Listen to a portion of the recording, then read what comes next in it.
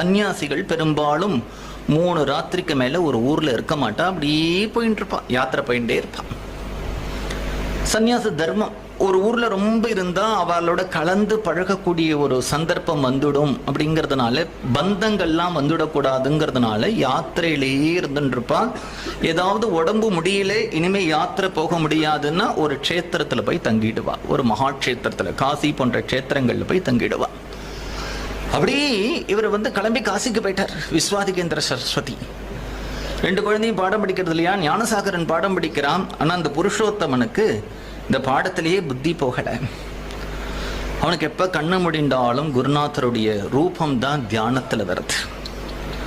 குருநாதர் தான் கூட பேசினதெல்லாம் ஞாபகத்துல வருது. அவனுக்கு தோன்றது, இந்த சரீரம் எடுத்ததே குருவுக்கு கைங்கரியம் பண்றதுக்கு தானே, அவர் ஒரு இடத்துல நாம ஒரு இடத்துல உட்கார்ந்துட்டு இருந்து என்ன பிரயோஜனம்னு தோன்றது. அவனுக்கு எது